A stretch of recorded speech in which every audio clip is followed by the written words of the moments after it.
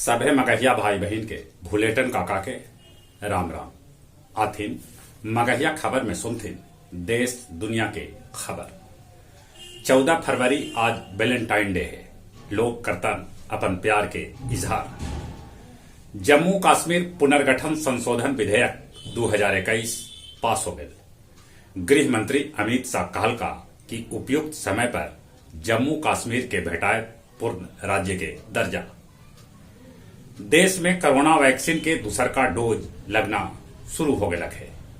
उन्हें हिमाचल प्रदेश में corona vaccine के पहल का डोज लेवे के बाद 3 गो डॉक्टर कोरोना पॉजिटिव पावल गया है। सुप्रीम कोर्ट अपन फैसला में कहलक है कि प्रदर्शन के अधिकार के मतलब ये न है कि कहूं भी धरना पर बैठ जायल जाए। जैश के निशाना पर हथन एनएसए प्रमुख अजीत डोभाल।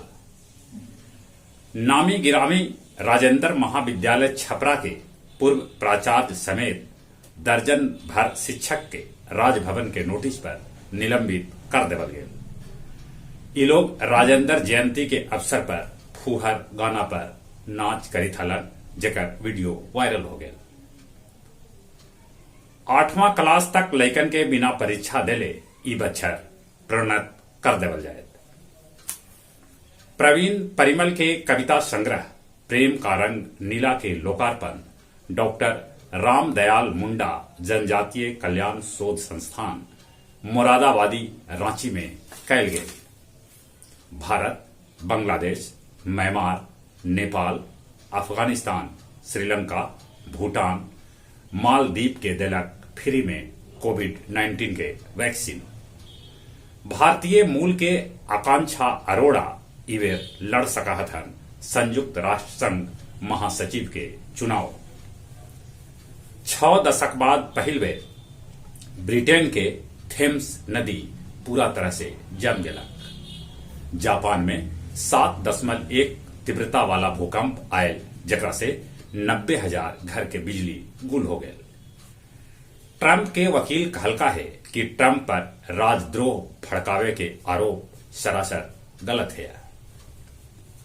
फतेहपुर स्थित संडेश्वर नाथ मंदिर से दुर्गा माता के प्रतिमा चोर लोग उड़ा ले गए। गया जिला हिंदी साहित्य सम्मेलन भवन में मनावल गेल काव्य संध्या 353, जेकर अध्यक्षता सभापति सुरेंद्र सिंह सुरेंद्र और संचालन खालिक हुसैन परदेसी कैलन। इमामगंज प्रखंड के गड़ेरिया में शिव शक्ति क्लब कबाड़ से बनौलक है पहाड़ी नुमा गुफा। हरियाली पर देलक है जोड़, इमे बैठल माता सरस्वती के प्रतिमा।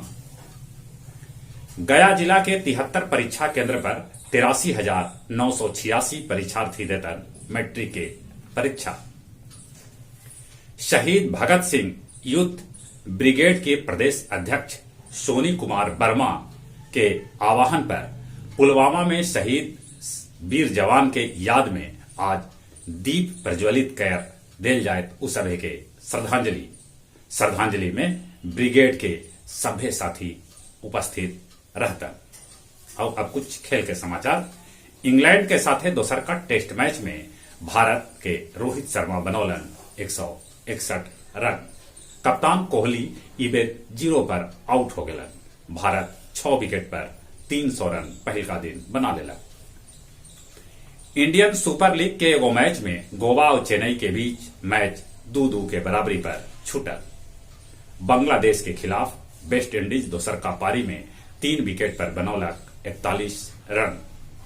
नाडाल, मेदवेदेव, बर्टी, स्वितलोना ऑस्ट्रेलियाई ओपन के प्री क्वार्टर में पहुंच गए। दक्षिण अफ्रीका दोसर का T20 मैच में पाकिस्तान के हरा दिला। जहां तक मौसम के सवाल है, मौसम धीरे धीरे सुधर रहा है। रात के कनकनी है, दिन के सूरज के गर्मी से गर्मी है। तैयो ठंडा से बचथिन, कोरोना से बचे लेल मुंह और नाक पर मास्क लगाथिन, सोशल डिस्टेंसिंग के पालन करथिन, बाहरे से घरे अयला पर नीमन से हाथ साबुन से धोथिन। चलित एक बार फिर से अपने सभे के भूलेटन काका के राम राम।